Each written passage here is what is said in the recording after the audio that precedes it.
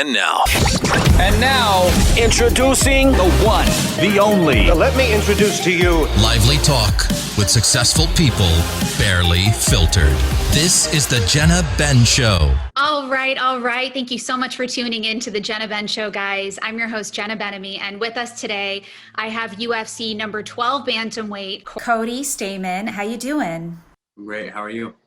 I'm great. You look tired. You were just telling me that you trained so much. Yeah, it's nonstop. I think I'm probably tired from the flight. I flew in yesterday and then worked out 2 times after the flight. It just ended up being such a crazy long day yesterday, and I'm feeling a little jet lagged today, but Wow. I got to kick in gear. I got a couple more workouts today. Where did you come in from? Grand Rapids. That's where I'm from. Oh, you were visiting hometown. Got it. Yes, All right. It was a lot of fun. It was a good weekend. Good little break before I have to jump into camp. Okay. I love it. So how's quarantine, COVID life been for you? You know, for a lot of fighters, they were kind of like, screw it. I can't afford to quarantine, so I'm going to quarantine with my coaches, you know? Yep. I mean, that was kind of the situation we were in. I thought I was going to be fighting, and I did fight. I fought twice during this quarantine, and so I didn't really have any other option but to train and to see people and be around people in close quarters and just kind of let the chips fall where they will. You know, Some people got sick. No one got severely sick. Everyone kind of got over it in a day. Some people tested positive, didn't even know they had it. I haven't got it. I don't know how, because a lot of guys I trained with have, right? And, I kind of went ahead and thought that maybe it was going to get worse and we were going to be able to go to the gym at all. But, the UFC still wants to put fights out there. So I built a home gym in my garage, mats, workout equipment, everything. So, if things get worse or better, whatever, I have all the equipment, everything I need to, train here. So Yeah, that's awesome. That's so smart. I think a lot of fighters have done that, but it sounds like you have a fully decked out situation. yeah. I felt like I had to, because you can't just decide, as an athlete to just take a month off because there's no one in the gym. Like, you still have to work, you still have to get your stuff done. Who's that? That's my dog. I don't know what he's barking at. Come here, baby. It's okay. Come say hi. He doesn't know what he's barking at. He just wants some attention. Oh, so let's see. You have quite the record. I mean, we're going to kind of get into it as things unfold, but your record is 19-3-1. You fought quite a bit. And even before, all right, let's roll into your story and then we're going to break down your record, because there are some similarities between you and the guys I've interviewed, but there are some anomalies too. So I'm really excited to pick your brain today. Here on the Jenna Ben Show, I basically get into my guest story and kind of break down the man behind the fighter. And I realized, I was working on a PhD in psychology before I got into any of this in a past life. And you kind of even though I left it, I realized I'm still very much interested in what makes you guys tick in this particular situation. So I hope you're ready to get deep with me today. I'm always ready. All right. Okay. So you're 30 years old now, but take us way back to when you were a little boy growing up in Michigan. So, growing up, I grew up in a pretty rural place. I've been an athlete basically my whole life. I played football, baseball, basketball, rugby, I ran track. I boxed, wrestled. I've done it all. I've always loved competing in every single athletic event I could be a part of. I grew up, like I said, rural, kind of a country boy by nature. I could tell when you said yes, ma'am. Yeah, I hunt, I fish. Yeah, I have a little bit of I'm from Michigan. I'm not from the South, but I feel like I have some qualities of like a Southern man. And that's kind of just the way I was raised. My parents own and operated and still own and operate a restoration company. So I've, been doing construction work basically, my entire life. And honestly, that was probably, I was going to go to school, get my bachelor's in business. And then when that was over, I was going to take over the family business. I got my bachelor's in business, but I also, while I was in college, I started fighting just kind of consumed my life. I absolutely fell in love with the sport. I loved every aspect of it. I loved learning about it, you know, and then having a base and a bunch of different other sports that kind of related to MMA. You know, I succeeded, you know, early on. So, Yeah. you know, I think that's kind of what led me to where I am. You know, I think one or two different decisions in my life would look completely different. We would be sitting here having this conversation, but just everything kind of worked out, you know, exactly the way it was supposed to. And, you know, now I'm here. So the whole family was kind of involved in the family business. Yeah. I mean, I got thrown into it pretty young. I think, God, I was honestly working. I was cleaning tools when I was probably 10, and I actually started going to work when I was probably 12. And then I had a bunch of other little odd jobs. Like I baled hay. I mean, every single like stereotypical like country job that you could have, I've had growing up. And, you know, I think honestly, that's probably a lot of like just like the blue collar work ethic and, you know, the hard labor that I've done throughout my life. I think it's kind of made me the athlete that I am, you know, that and combined with, you know, playing multiple sports, you know, I kind of pride myself on being, you know, big and strong and having a really, really disciplined, hard work ethic. And that kind of comes from, you know, my family values. You know, we worked, you know, if there was a job, it didn't matter if it was Christmas, it didn't matter, you know, what was happening, you know, that's just what we did. You went to work. And, you know, that's kind of how I feel about my MMA career. You know, like there's obviously a million things that can happen in a fight. A million ways to win, a million ways to lose. And the only thing I can really control is how much effort I'm putting out. And I feel like the reason I have been as successful as I've been, it's because I constantly beat on my craft. I'm always working, and that work ethic has led me to where I am. And it's, you know, opened up a lot of doors for me. So now I'm starting to understand you a little bit better because, you know, when I look at the progression of your career, you have taken a lot more fights than the average fighter just to get to where you are. I mean, just before the UFC, before you even went pro. Yeah, I have to eat. I have to eat. I can't skip a meal, but I also have to work out. Like I can't, I have a hard time. I can't sacrifice food and then not work out. I'd rather eat and work out more. So, okay. So what's your favorite food? Like what can you not live without? You know, my big problem is just quantities. So like I like to eat a lot. So, you know, steak, any kind of meat really is like my absolute favorite. I'm not like a sweets guy. I like a really nice home cooked meal, or, you know, go to a nice steakhouse. Those are, you know, two things that I absolutely, I can't live without. And so, you know, being that I'm big for my weight class, you know, obviously my diet has to be super, super strict. So, you know, like, for example, like today I didn't eat breakfast, and then I had like a huge salad just because I feel like I need, you know, that large amount of food to kind of like fill me up. And, you know, like now, you know, being in fight camp, it's just, I eat a ton of vegetables, just a massive amount of vegetables. And that's really the only way that I can do it. You know, a lot of guys don't eat, or they eat little tiny portions. I eat huge portions of vegetables and then like a little bit of, you know, like lean organic protein. And that's pretty much my diet, you know, all the way to the fight. Yeah, because that could fill you up because you're an eater. So you can eat way more vegetables because they're so low in carbs. Yeah, okay. I got you. You wrestled and boxed in high school, and then you transitioned to MMA. Now, how did that go? Honestly, that's a funny story.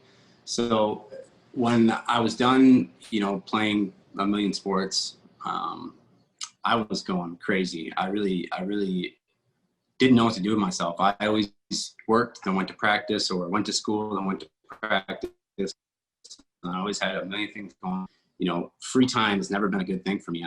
You know, I don't do well, you know, sitting and doing nothing. So I found myself, you know, doing the average thing a young kid does. You know, I'd go out and I'd party. The problem is, you know, I'm just such an extreme person that I did it, you know, probably more than I should have. And I think, you know, my mom realized like I needed some kind of outlet. I needed to put my energy somewhere. And she saw a flyer for an MMA fight. And went home and researched like MMA gyms. And for my 18th birthday, she bought me a membership, like a 6-month membership to an MMA gym. This is news. I have never come across a parent who's been like, go beat some ass for your 18th birthday. Yeah. I mean, she just knew that I needed to compete in something if I was going to stay sane and I was going to be a good kid and stay on a good path. So she was the one that kind of opened that box up for me. I went there and I absolutely fell in love with it. And then, I think it kind of backfired on me, because then that actually just consumed my entire life. All I wanted to do was train and fight and watch fights. And I just absolutely fell in love with the sport. And, it's been that way ever since. What fighter left the biggest impression on you when you were just developing? Probably Frankie Edgar. Frankie Edgar's always kind of been one of the guys I look up to most, just because, he's not necessarily the most talented guy. He's not necessarily the most athletic or the biggest guy, but he's crazy successful just because, like I was saying earlier, he has just this constant work ethic, and there's just no quitting that man. It doesn't matter who you put him against. He's going to be competitive against anyone, just because he's just so mentally tough. And, I have a lot of respect for him.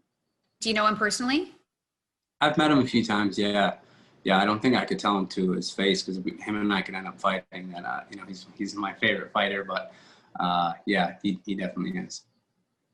Wow. Okay. So you had 20 amateur MMA fights before going pro in 2010. So 10 years ago. And then you had an almost perfect record, which is so interesting to me, because you had 19-1 as an amateur, right? Yep. And then you go pro in 2010. And then your record was again almost perfect, 14-1 before you entered the UFC.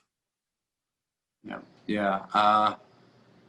I don't know. I don't really know what to, because there's been a lot of times when I was in a fight where on paper there were definitely guys that probably should have beat me, and it's happened continuously throughout my career. I mean, I think I've been an underdog in like 6 of my 8 UFC fights. So, I mean, I'm constantly defying the odds. I think it's mainly because I don't ever look at that.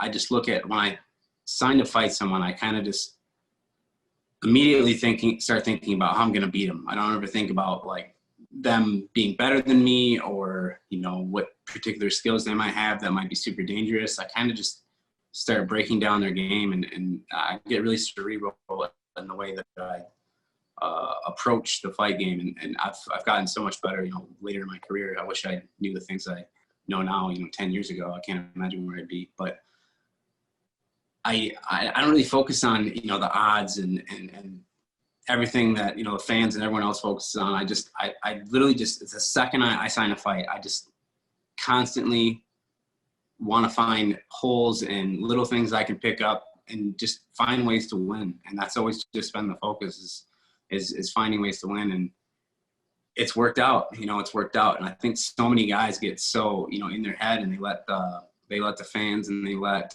the odds, and they let all these things, who guys have beat, kind of, get in their head. When for me, it's like, I know that, if I do this, and this, I'm giving myself the absolute best chance of being successful. So I do that every single time. And that, is the reason I've been able to win as many fights as I have. Because, I mean, there's a million ways to lose, right? There's a million ways to lose. But if you really, really break down, the person you're fighting, what they're good at, what they're bad at, and, kind of, visualize how you want things to go, I feel like it's really, really hard at that point to lose. You know what I mean? I've seen the fight play out a million times in my head. I've prepared for, most all the scenarios that I'm going to be in. And so, by the time I get to the cage, I have, profound confidence, because, I know that I put the work in. I know that I did everything right. I know that, eventually, the things that I thought were going to happen are going to happen. And when they do, I'm prepared for it. Mm. Now, when I talk to fighters, a lot of them leave the strategy up to their coaches, but given that I feel like you and I are pretty similar in terms of our work ethic, I know I wouldn't leave it up to anyone. Like, I'm going to lean on them, but I'm also going to do my own research. Is that what you do? Yeah. Yeah. Like you said, I mean, I lean on it. I lean on everyone. I mean, I'm lucky. I'm very blessed. I have a lot of great people in my life, and I lean on everyone. But ultimately, it's me that I have to go in the cage, right? So it's not necessarily a trust thing. Everybody's in the conversation, but at the end of everything, you know, I kind of take everyone's advice, I mix it into what I already know, and you know, I formulate a plan, and then we go from there. And that's kind of how I approach all things in life. You know what I mean? Yeah. I look to people that know more than me. I kind of just swallow my ego. I let them talk. I take little bits of what they say, and you know, I try to constantly get better. And that's kind of what you have to do, because ultimately, like you and I know, it's on you, right? It's on you at the end of the day. You know, whether you're successful in life or successful in out of the cage, and like that's 100% on you. So, you know, obviously you need other people around to be successful at anything. Yeah. But ultimately, it comes down to you. You know, I'm the one that's got to get locked in the cage and fight. So. I have to know that, you know, what I'm doing is everything, every single thing that I need to do in order to be successful. I dig it. Okay, so you entered the UFC in 2017. Oh my God. I mean, if I add up all of your fights, let's see, you had 35 fights before entering the UFC. That's quite a bit. I mean, especially at the age of 27. That's crazy. It's a lot, right? Yeah. Yeah. Yeah, that's wild. I never really thought about it. Yeah, I never really thought about it. And the crazy thing is, like, I had some pretty crazy injuries, you know, before too. I think I would have had more fights, or I would have been UFC sooner had I not had some injuries. Like I had torn my ACL, I had knee surgery, I broke my hand twice, and then, you know, a few other minor injuries that put me out for a month or two. So when you really think about it, I mean, anytime that there's a lull moment in my career, it's because of an injury, not because, you know, I wasn't willing to fight. You know, I've always wanted to stay competitive, and every time I got the opportunity to fight anyone, I would take it. So it's interesting to me. The average, I mean, within the UFC, it's average to fight 3 times a year. Mm-hmm. Now, did you take so many fights before the UFC because you wanted to get better, or because you wanted to make as much money, or because you just loved kicking ass? Like, what was it? You know, I think it's a combination of really like loving the process, you know, like really actually enjoying the process of preparing for a fight. And then, you know, there being a lot of opportunities where I was from. And, you know, just wanting to be in the UFC. And I just knew that, you know, the more wins that I could string together, you know, eventually I was going to get to a point where, you know, they had to sign me. And, you know, when I was 10-1, I thought I was going to get it. And then I was 11-1. I just kept fighting and thinking I was going to get that opportunity. But I just wanted to stay busy because, you know, most guys get in on short notice. So if I was going to get a call to the UFC, I wanted to already be in camp preparing for a fight. So there was a period, I think, before the UFC, I think I fought 5 times in 11 months just because, like, I was so sure that I was so close. Wow.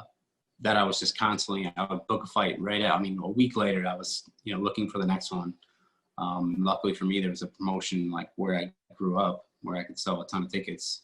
And, you know, they were getting me good matchups, and, you know, the business side made sense. So, I mean, that's really kind of where it all came together. And there was a point, I think when I was 25, after, you know, 20 amateur fights, 10 pro fights, I was really thinking about hanging it up. I was like, you know, I feel like I've done everything I needed to do to be in the UFC. You know, maybe I'm just not what they want. Mm-hmm. You know, maybe, you know, they don't want a Midwestern wrestler, boxer type guy. Maybe they want, you know, a Russian or someone else. And I was honestly considering just being done with fighting, and I was going to take over the family business. And I kind of started to do that. And then as soon as I did that, all these fight opportunities just lined up, just bang, bang, bang, bang, like 6 in a row over like 15 months. And the next thing I know, I'm in the UFC, and now I'm here. I mean, it happened so fast. You know, it kind of feels like it was, you know, like a few months ago that I was, you know, considering just my life going in a completely different direction. And then like everything just kind of fell into place, and, you know, now I'm here. Okay, I love it. And so many things come to mind. Now, Cynthia Calvillo trains with you. I know because I went to pick up a signed hat from her at Extreme Couture. and I saw you there, but I didn't want to bother you. You were like very focused. So, so, you know, her story, your story is similar to a lot of fighters in that, you know, they gave themselves cutoffs. Like if I don't make it by this time or by this age or by this fight. But her story is kind of my favorite because she was working at the Cheesecake Factory and she described her car like breaking down, and it was 3 weeks before her 30th birthday when she got the call. And this girl was like hating life. She described, it was like, I think it was around Valentine's Day, or it was Valentine's Day, and everybody's like in a great mood and she's bussing tables at Cheesecake Factory, and, you know, and she's like, what am I going to do? And her mom's calling her and she's like, are you sure this is for you? And then she got the call, and it was like, that was her cutoff. Her 30th birthday was the cutoff, and she made it 3 weeks shy. And now she's number 2 in her division and on the pound for pound list. Yeah, that's pretty awesome. I didn't know that, actually. I didn't know that about her. Yeah, that's very cool. Yeah, I mean, it's weird. It's weird how it happens. It's literally like one day you're, you know what I mean, a normal person that, you know, probably has a regular job and tries to balance, you know, fighting and working or going to school and bless you and all these other things. And then, you know, the next day you're fighting in the UFC in front of, you know, millions of people. It literally happened. It happened for me in a week. I mean, I got a call a week before a fight. I was literally at work. Wait, what was work at the time? I was working for my parents. Okay. What was I doing? I think I was like digging out someone's house. Like I was like on a backhoe, like digging under someone's house, and like I missed the call. Yeah, I missed the call like 6 times actually. My manager was calling me, and then I went and checked my phone, and I had 6 missed calls, and I'm like, "What's up?" He's like, "Dude, you're fighting the UFC next week," and I'm like, "Oh my god, Dad, I quit." Amazing. Yeah. Okay, wait, were you guys like jumping up and down, screaming, crying? Like, was everybody ecstatic, or was it kind of like, okay? Everything, I mean, it literally happened so fast. I was staying at my mom and dad's, and I lived in like the Detroit area, but I was staying on the other side of the state with my parents because I was helping them finish up a job. And like I said, I was on the job when I got the call, and I made a phone call, and I had so many things to get done. You know what I mean? So much paperwork and all the medicals, everything I needed to do, and then I needed to go home and train. You know, obviously I have a week to prepare. So I knew that, you know, I had a lot of hard work, you know, over the next few days. And so I literally went home, packed my bags, gave everyone a hug and a kiss, and then I was gone. And then, you know, next thing I know, you know, 2 or 3 days later, I'm flying to Vegas and finishing out my medicals, and, you know, we're rolling. And it happened that fast. And then it's kind of happened, you know, just like that ever since. You know, it's amazing, honestly, how fast it goes once the ball starts rolling. It's like it never stops. And now, you know, being in the UFC, if I could go back, I think I would have taken a little bit more time to enjoy, you know, the little moments, because you're always so focused on what's next. You're always focused on the next fight and where you're ranked, and, you know, who's your next potential matchup, instead of like kind of just slowing down and enjoying the moment. You know, I never really gave myself a, you know, a pat on the back, like, hey, you know, you did it. Yeah. This is something that was kind of seemed so like far-fetched, this crazy dream that you had when you were 20 years old and you decided you were going to fight, instead of like taking, you know what I mean? I had a sure thing, you know, I had a successful career. That was 100% a sure thing. And I went in a completely different direction just because I knew that I had to, you know, and who knows if it was going to work out. And, you know, it just so happened that it did. And, you know, now I've had a little bit of time because of COVID and because everything, you know, it's kind of slowed down since then, to kind of be like, look back and reflect and be like, hey, you know, this is crazy. And like, it's crazy that I'm here. It's crazy that I'm a fighter. You know, I never really imagined this for myself. But God, I wouldn't have it any other way. It's such a fun life. I love that story. And it's so cool that you do have this whole job to fall back on if you want to. So you're in a really good position, but it doesn't stop you. Like, you're not lazy. You still bust your butt. You were telling me that you have multiple workouts to still get done today. Yeah. I mean, you know, there's a lot of things, you know, you can hate people for a million reasons, but it's really hard to dislike somebody that works really hard. You know what I mean? I think that's one thing that everyone respects. You know, it doesn't matter where you're from. you know, what you do. I think everyone respects somebody that is really, really doing everything they can to better themselves. So you're at Extreme Couture. You moved to Vegas within the last year. You're like super focused. This is your gym now. Do you train with Eric Nixick? I do train with Eric a little bit. Yeah. He runs a lot of the pro practices that I go to. Nice. So yeah, I see Eric quite a bit. He's great. Shout out to Eric. My last trip when I'm actually going out there. Oh, I'm coming out soon. I'll say hi to you when I come by. But Eric was awesome. Like Cynthia, the hat that she gave me wasn't like, it wasn't what I needed. And then he was like, oh, you need UFC stuff? I have a ton of it in the office. And he just walked me to his office and he took out this big box of stuff and he's like, take whatever you want. And then I happened to get this awesome hat and have Cynthia sign it to kind of fit. Oh, very cool. Yeah. Very cool. Yeah, I mean, it's weird because you'll find like, it seems like it's such a barbaric and like people would be so mean, but honestly, like fighters and coaches and like a lot of these people, like we fight for a living. We really don't have an ego outside of that. You know what I mean? Like what you see on social media or, you know, how people portray themselves. Like when the camera's off and everyone's just hanging out, everyone's actually really, really, really cool. And that's not something you would expect. That's not something I would have expected. Yeah. You know, when I started doing all this stuff, like everyone, you know, is actually a pretty decent person. That's been my experience too. I mean, everything you see in the background, all the fight stuff came from past guests. And I didn't even like that's Frank Shamrock's 3rd championship belts in the UFC. Oh, very and cool. All I had to do was ask. That's cool, right? That's really cool. Yeah, I mean, that's what it was. That's really cool. Yeah.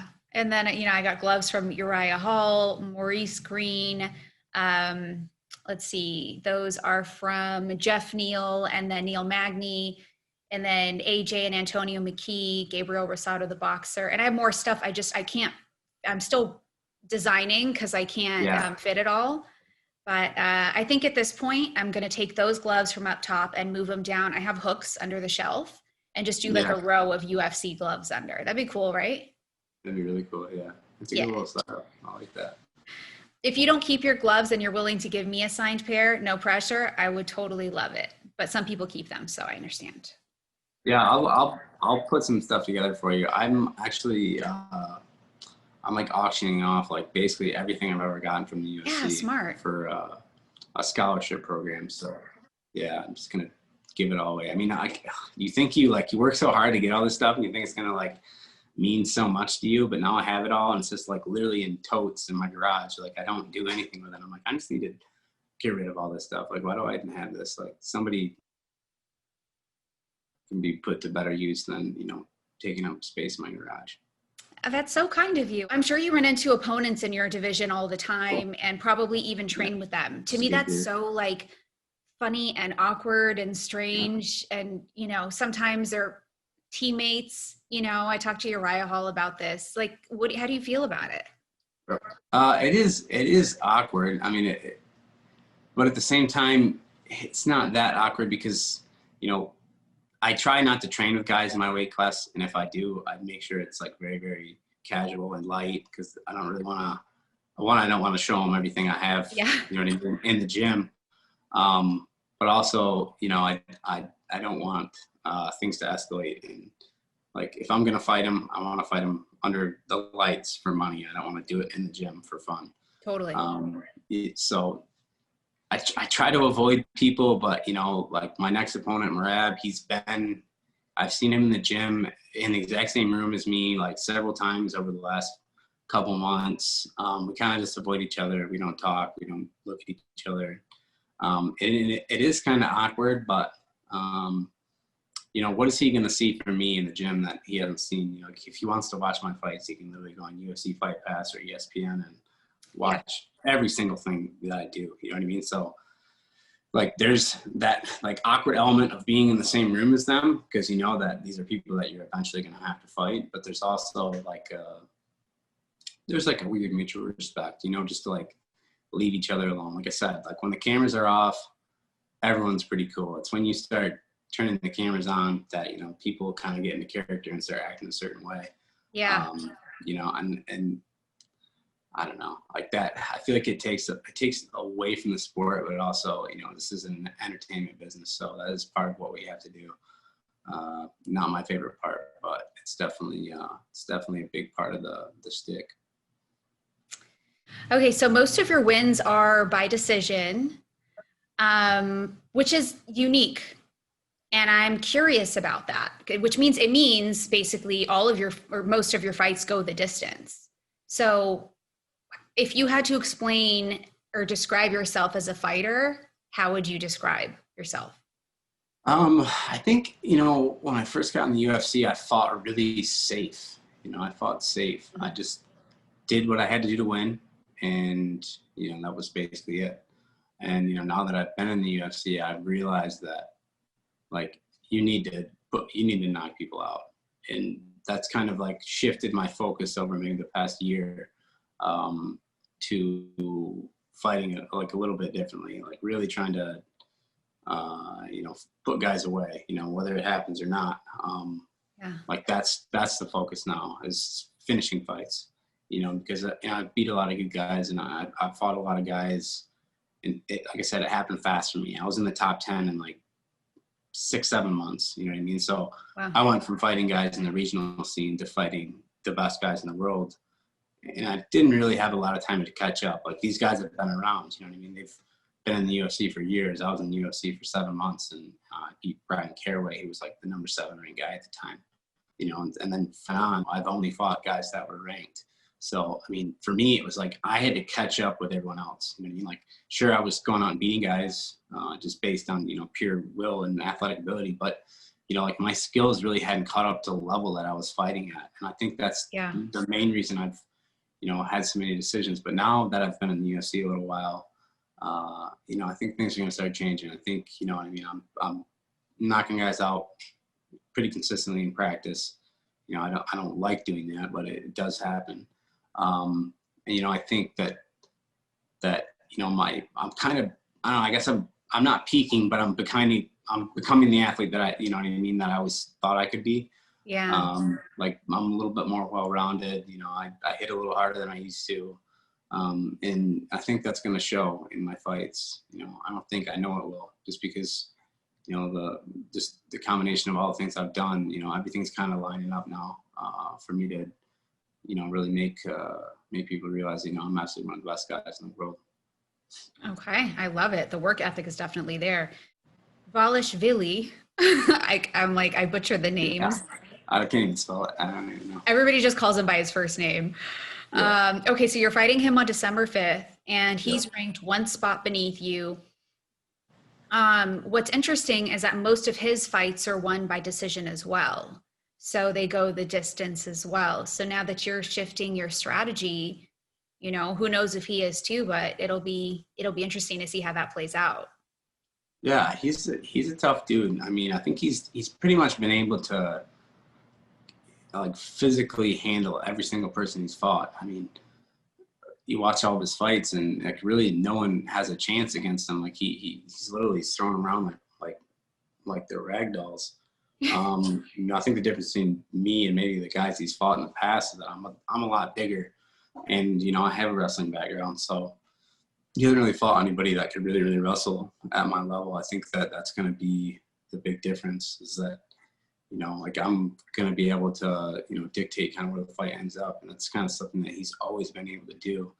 And you know, I think that if I can keep the fight on our feet, it's going to be really uncomfortable for him. And eventually, you know, one of those big shots are going to land, and, you know, that'll be that. He's currently on a 5-fight win streak, and I'm curious about your opinion on win streaks and whether they affect performance or not. What do you think? Well, yeah, I mean, definitely. Like, there's a tremendous amount of confidence that comes from, you know, win streak. You know, I think at one point I was on like a 14-fight win streak in my career, and like, I didn't think I could get beat. You know what I mean? Like, I literally was so confident going in the cage that I was like, there's no way someone's gonna beat me. And like, it happens. It does happen. You know what I mean? Especially when you're fighting the best guys in the world. And I think Merab has been fighting guys that are kind of outside of the top 15. I think he's maybe fought one guy that's ranked.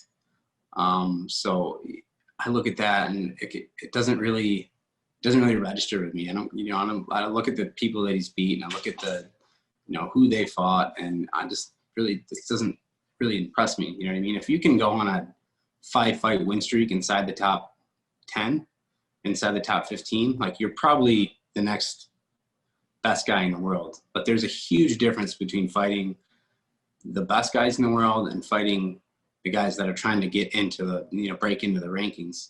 Yeah.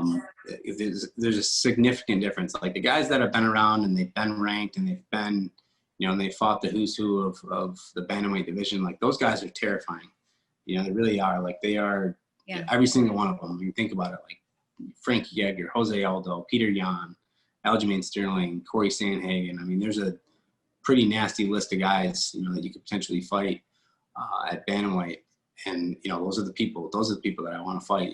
Now Merab is kind of the guy I have to beat to get to those fights. And this is a situation I've been in before.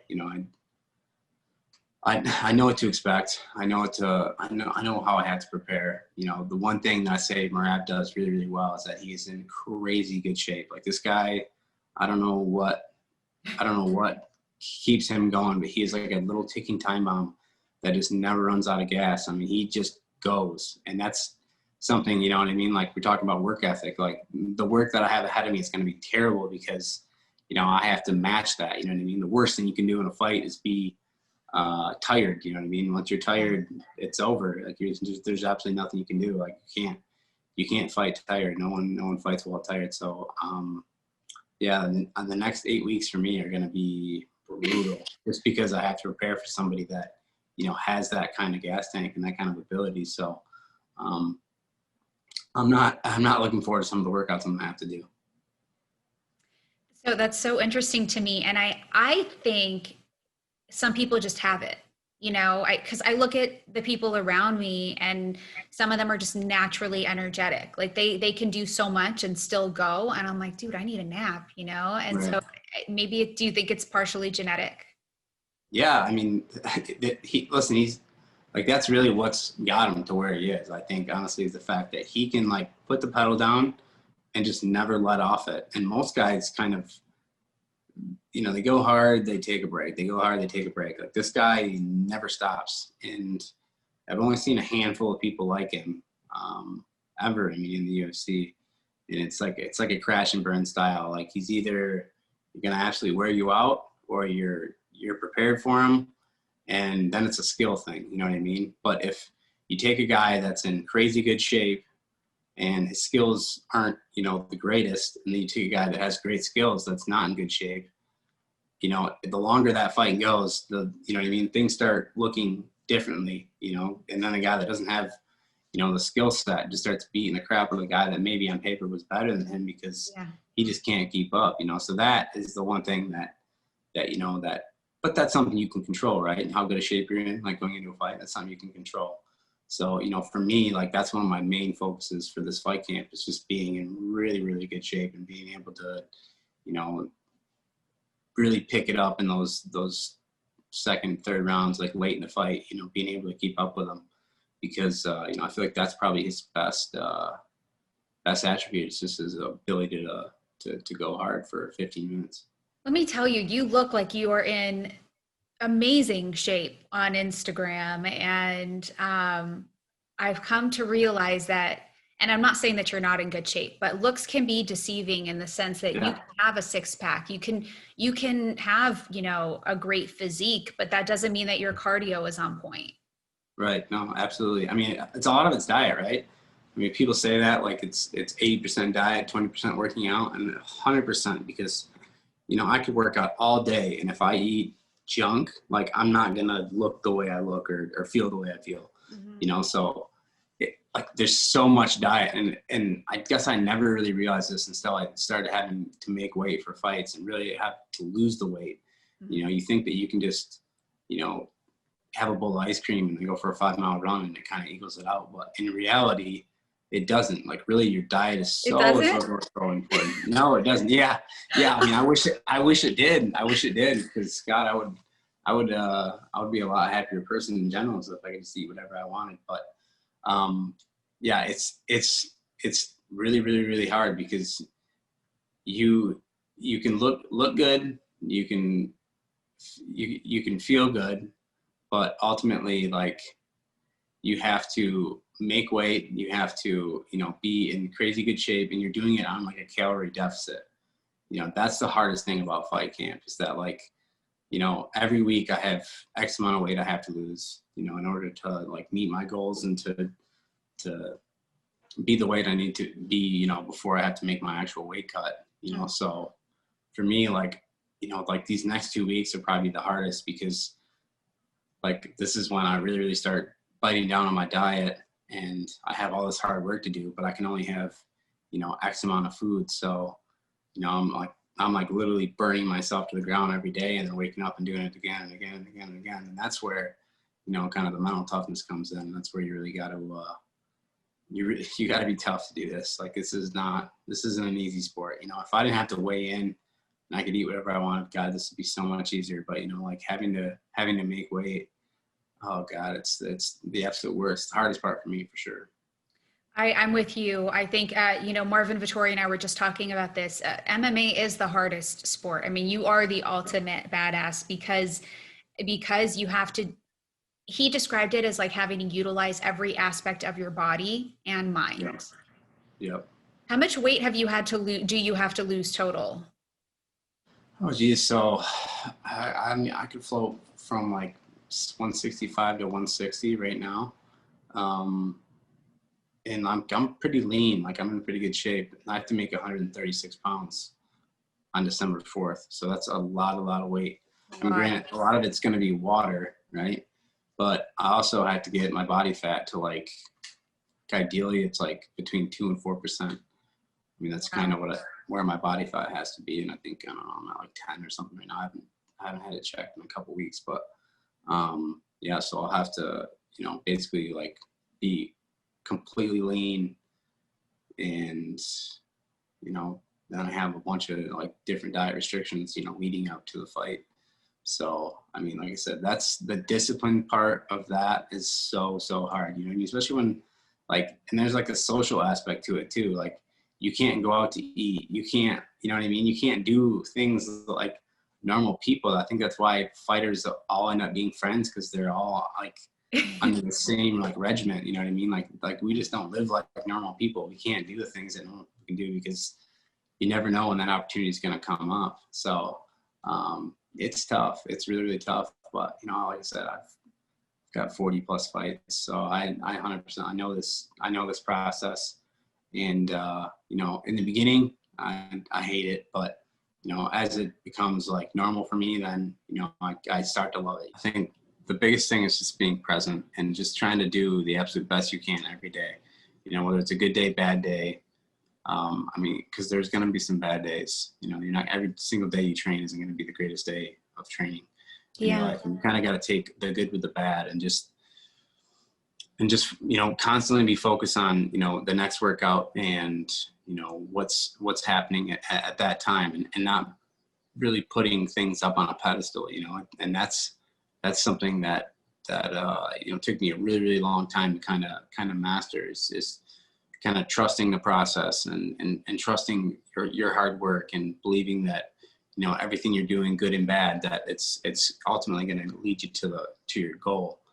And like I said, like dealing with all the negative things that happen outside of the gym, people talking to you online, and all that stuff, like there's just no way to prepare for that. And like, you're gonna have a million people say all these negative things about you, and you just have to like put that somewhere. You can't let it like mold what you think of what you're doing. You know what I mean? You gotta use that as like fuel and motivation, and not let it don't let those seeds of doubt be planted because of something someone said.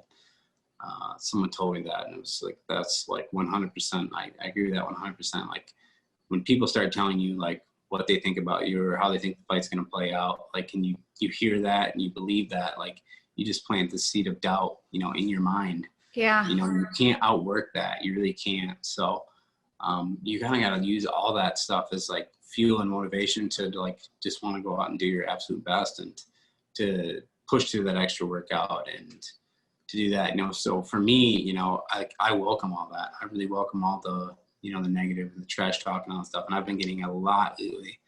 Wow. Merab has a lot of loyal fans. Let's say that. That's the nicest way I could say it.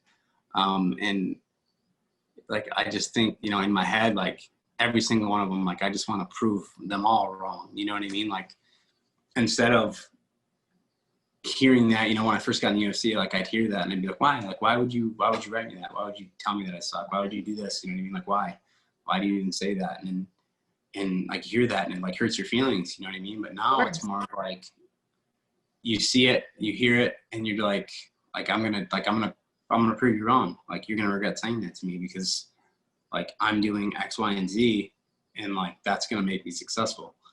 And like, that is an enormously hard thing, you know? And like I said, the biggest fight that we're all like in fighting and in life in general is just between your ears, you know? And once you can kind of, you know, get a grasp on your thoughts and decide what you're going to keep and what you're going to throw away, like not only are you going to be a better athlete, but you're just going to be a better person. You talked about the fear, and that's something that Uriah Hall mentioned on my show the first time he came on before we became friends. And I was so taken aback by it because at that point in my career, I had not heard anything like that before. So, you know, he was kind of joking around, but he was like, yeah, you know, on my way to every fight, I'm hoping for like a meteor or like a car accident or something to just, you know, stop it from happening, because there are those nerves and it's really scary. And he talked about the fear outside of the cage too. You know, there's this expectation that you guys are just badasses all the time. And it's almost like you're not allowed to be human and have the whole spectrum of emotions that I'm allowed to have. Right. You know? Do you feel that way? Oh, 100%. Everyone just expects you to be this like hard ass stoic person that is just like so like mentally and physically sound, and like that's just it's not realistic, you know what I mean? Like, we are humans, we are, you know, we're people, we feel the exact same thing that everyone else feels. Like, you know, I have 2 arms and 2 legs just like everybody else, and you know, I get scared of things just like everybody else. You know, and like knowing that you're gonna get locked in a cage with a guy who's been trained to like physically hurt you, like that is a scary concept. And you really think about how crazy that is, it's terrifying. I mean, it really is terrifying.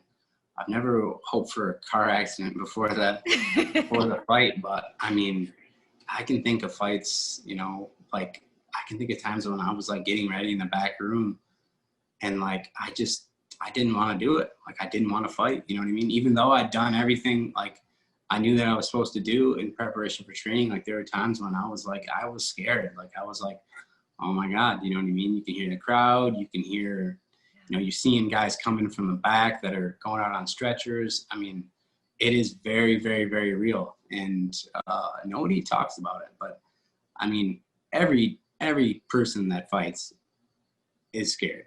Everyone's scared. It's just about like overcoming that fear and doing it anyways. You know what I mean? You know, that's what being a fighter is. You know, it's really like you're like when you talk about facing adversity, like you are physically facing adversity in front of you. You know what I mean? Like, there's nothing more real than that. Like, you can't fake that. And it's just crazy thing. Like, every time I think about it, I'm like, literally, like, I'm training right now and I'm losing all this weight and I'm doing all these things, like, just for the opportunity to get in a cage and prove that, you know, like, I'm the better athlete or the better fighter, you know what I mean, against somebody that, you know, is doing the same thing that I'm doing. And like, that is just such a, it's all crazy. I mean, we are like literally modern day, like, gladiators in that way, you know, because like, we know, you know, I know right now, I've known for a month now that I was going to be, you know, fighting Merab in December, you know what I mean? And so like, my whole life is like shifted towards that moment. And it's terrifying, you know, but like I said, you know, all you can do is is focused on, you know, what's directly in front of you and, you know, doing the absolute best you can. And, you know, you continue to do those things and eventually you're going to get the result you want. And, you know, for me, it's not really a fear thing. Well, maybe it is, but I've just become so accustomed to it, you know, with 40 plus fights under my belt. Like, maybe I am scared, but I just don't even realize it anymore. You know what I mean? Because like I'm almost like comfortable in those situations. And that's really, really strange, but it's true. So now I ask every fighter this question and they all answer differently. So I'm curious to get your take on the differences in terms of the roller coaster of emotions that go into winning a fight versus losing a fight. And I'll paint the picture a little bit. Now, you talked about the pressure that you get from the public, right? So there's, you know, the audience, there's social media, but then there's your team, there's your corner, and then there's your friends and your family, your girl, if you have one, and then yourself, because whether you win or lose that fight is 1000% going to affect the direction that your career path takes you, you know, and that it's like you said, you know, for you guys, it's 3 fights a year and each of those fights really, really matter if you're trying to achieve the goal of getting that belt. Right. So walk us through the differences of winning versus losing. So, you know, winning, everything goes right. You did exactly what you're supposed to do. Yeah. There's definitely this feeling of like this weight just came off you, right? This like that you've never been more relieved in your life, and you're happy it's over. You're happy, you know, you made, you know, all these people proud. I mean, you're proud, you know, of the hard work and everything you've done. But there's also like you've been so focused on this one thing and now it's over. You know what I mean? There's almost like this lull moment where you're kind of confused as like what you should be doing. You know what I mean? Like, and I guess I never noticed it before. And like having, you know, talked to some people that maybe have more experience for this, like they always like right after their fight, they go on a vacation. And then they like, because like a lot of guys say that like win or lose, like they get like this like almost, it's like a weird, like they get in this weird depressive state. Yeah. Because, you know what I mean? Because like you had something that you were so focused on and then it's over. Like whether you won or you lost, like you're kind of like feeling a little bit empty. You know what I mean? It's like this weird thing. It's hard to explain because, you know, you should just be absolutely elated. You know what I mean? That things worked out the way, and you are, but you're also, you know, like your mind doesn't really know what the hell to do just because, like I said, you're so focused on one thing, it's over, and you're like, what the hell's going on? You know, and for me, losing is, I'm also relieved. You know what I mean? I'm relieved that it's over. I'm relieved that I can, you know, go back and look at what I did, you know, and depending on how you lost, I mean, this is like this, like immense feeling of like disappointment, and not so much like, I'm not disappointed, you know what I mean, that people are going to say bad things about me or say that I suck. I don't care about that. It's like more disappointment in myself. You know what I mean? Especially if you know that you could have gave them more. You know, maybe you had a bad night and you didn't perform the way you knew you were capable of. So like there's that point of just being super, super upset with yourself. And then I feel like that kind of like morphs into, okay, let's identify what went wrong. Let's figure out exactly what went wrong. I mean, for me at least, like I want to identify like exactly what I did. Like, what did I do? You know, whether it was fight night or, you know, leading up to the fight, what did I do wrong? And then, you know, then my focus has to go somewhere else. You know what I mean? I can't stay there. I need to focus on, okay, all right, this went wrong. This went wrong. This is what I need to improve. You know what I mean? And then you go from there. I mean, so obviously I've been fortunate enough to win a lot of fights, and everyone feels different, but, you know, I've only lost a few, and every one of those losses feels different. I've had losses where I just make a simple mistake and it's over, you know, in a flash. And I know that maybe I was the better guy, but I made a mistake, and, you know, it's going to be an easy mistake to correct. And there's other times when like I just don't perform. You know what I mean? Like I'm just not, things aren't happening the way I thought they would. And like that's a whole different thing. And it's really, really hard to kind of go back and dissect, like, dude, what happened? A lot of fighters say that. Yeah, it's like you've been training, you know exactly what you're supposed to do, but your body is not doing it the way, you know what I mean, the way you want it to happen. And like you're on a roller coaster that you can't get off, that you don't want to be on, you know what I mean, when you're in the cage. But it's too late, you know what I mean? Like you're in the cage, you got to figure it out. And I've also had fights where I'd go out and I'd have an absolute terrible first round. I'd obviously lose the first round.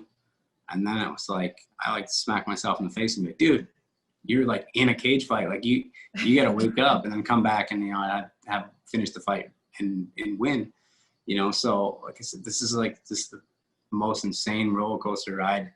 And you really got to want to be on it. You know what I mean? You have to want to be on this roller coaster ride, because like, if you don't absolutely love this sport, if you don't absolutely love the ups and the downs and, you know, everything that comes with it, like it's really, really, really hard. You can't force yourself to do it. You really can't. You know, I see it so often in guys' careers. You know, you see them, you know, they might still have it, you know, physically and mentally, but they don't love it the same. You know, they don't have that drive. They don't love being in the cage. They don't love the pressure and all the aspects of it. And you see them just not perform the way. And I can think, I'm not going to say anyone specifically, but so many guys that have, you know, X amount of fights, a ton of fights in the UFC, you can just see towards the end of their career that they just don't love being there anymore. You know what I mean? Like this has become work for them. Like they're doing it to make money and to provide for their family. And there's absolutely nothing wrong with that. But there's not that fire. And like for me, I know that during my training camp and stuff, I have to take time for myself and to go be a normal person and to go see my family like I did this weekend, or just to go like walk my dog and do the little stuff day in and day out. Just so that like when I come back to training, that like I'm refreshed and I really, really want to get after it. You know what I mean? Yeah. Like it can't feel like work. It can't feel like, oh God, it's Monday, I don't want to go to work today. Yeah. You really have to like want to be there. You know what I mean? If you're really going to get better at it and succeed, like you really have to want to do this. You can't force yourself to get in there and perform. You have to want to do it. So forgive me for bringing this up. I'm sorry about the loss of your brother. Since we're on the topic of loss, you went in with around a week's notice, or I guess a week after your brother had passed, and you broke down immediately after. But without having ever talked to you about this before, I'm guessing that moment was the first moment that you had to really just breathe, and it was like a moment of release. It was a situation where like something completely like that I would never expected, you know what I mean? Like, so, you know, a week before the fight, I lose my brother, and, you know, like there's nothing in the world that prepares you for something like that. It's just nothing that I could compare that to anything in my life. You know what I mean? That's like the craziest, the hardest thing I've ever dealt with in my life. And, you know, I don't think it wasn't really that real to me yet. You know what I mean? Everything happened so fast. And, you know, I knew going into it that like, you know, what would my brother want me to do? Like he would want me to fight. You know what I mean? Like he was one of my biggest fans. He absolutely loved watching me fight. I mean, he followed everything I did. Like he knew everything that was happening. Like as soon as I knew, you know what I mean? It's like the kid Google search me every day or something. And, you know, so like, I never like thought about like pulling out, you know. Now a lot of people that were close to me were like, Cody, this isn't like, you don't have to fight. And I'm like, listen, I do. Like I absolutely have to fight because, you know, like what would he have wanted me to do? Like he wouldn't have wanted me not to fight. So, you know, I win that fight.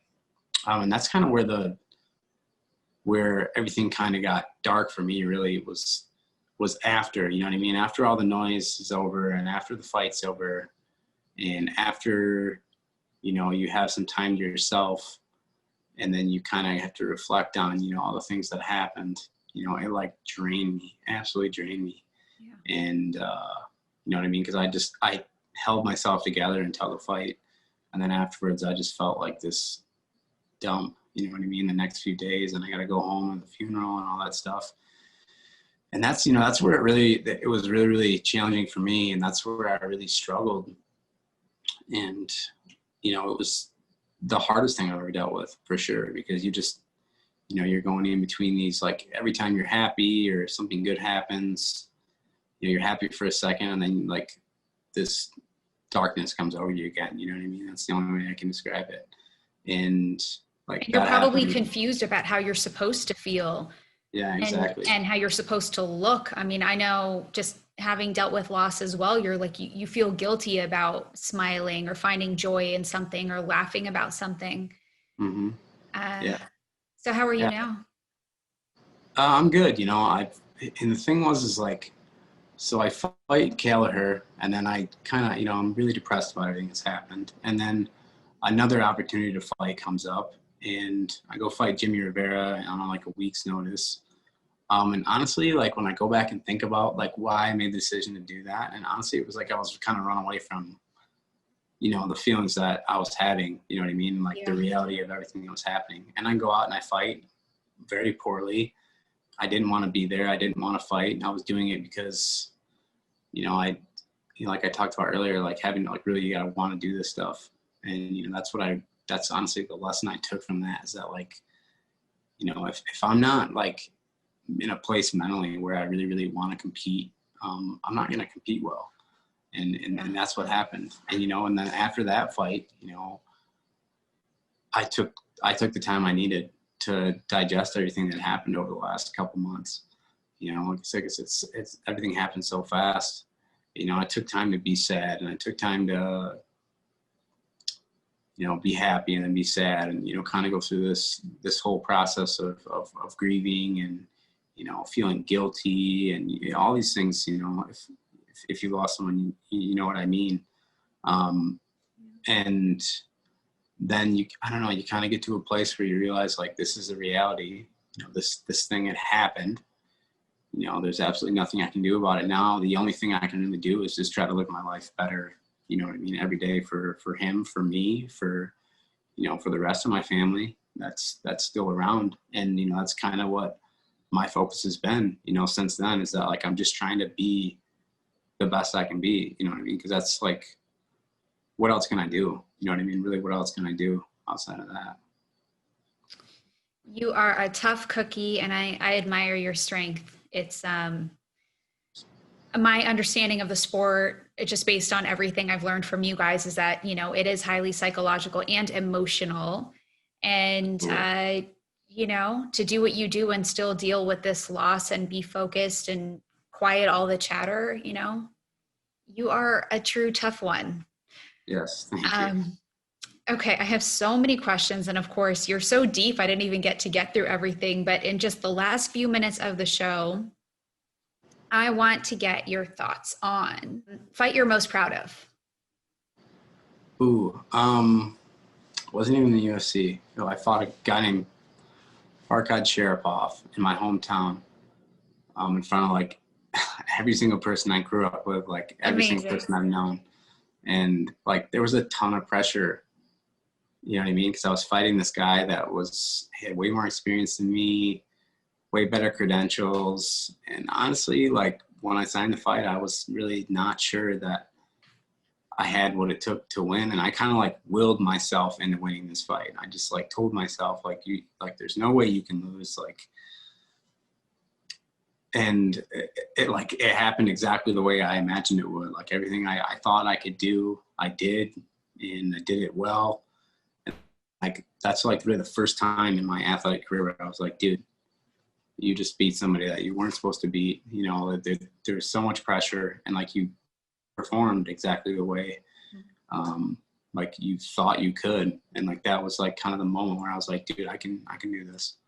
Like, I'm going to be really good at this sport. You know? And you had all your people around to see you thrive and support. I bet the celebration was like the time of your life. Oh, I was bawling my eyes out. I cried like every 5 minutes all night. I don't know. I was just like, it was just, yeah, it was a cool moment for sure. I love it. Okay, and opposite now, if there's one fight you could do over again, what would it be? My last one with Jimmy Rivera, for sure. That's, like I said, that's just one that I just didn't even show up to compete in, you know, so that'd definitely be one I'd like to get back. So I've had other fights where I lost and it was because of a stupid mistake or, you know, something I did. But that's one where I just wasn't competitive. You know what I mean? I wasn't competitive. I wasn't doing the things I know I'm capable of doing. And that bothers me more than anything else. Cody, you're a really deep guy, and I would definitely invite you back on. I'm doing a lot more stuff for YouTube and Instagram and stuff. So anytime you want to come back and have a chat with me, you got anything on your mind, holler and we'll get it done. But before I let you go, give us some wisdom that you've gathered over the years. You're 30 years old now. If there's some message you had to pass on to people, and it doesn't have to be fight related, or it can be, what would it be? Oh man. Gosh. I would say focus on the good stuff and just live day by day. There's no other way to do it. You know, you spend too much time in the future and the past. You miss all the good stuff that's happening in front of you. And if you focus too much on the bad stuff, you know, again, you miss all the good stuff right in front of you. So yeah, and be thankful. I love it. That reminds me, I posted this inspirational meme on Instagram. It says, "Don't let your bad days trick you into believing you have a bad life." It's very true. I like that. That's good. Yeah. Yeah. All right. Cody Stamann, give us your Instagram handle so people know how to find you. Cody Stamann, CODYSTAMANN. Okay, perfect. Guys, you can find me at The Jenna Ben Show on Instagram and on YouTube. The show airs 5 days a week on Dash Radio. Check out my YouTube channel, subscribe, lots more goodies coming on there. And I thank y'all for tuning in week after week. You keep me going. Love you guys. Thank you for being on, Cody Stamann. Appreciate you, and good luck to you. Thank you, too. Thank you.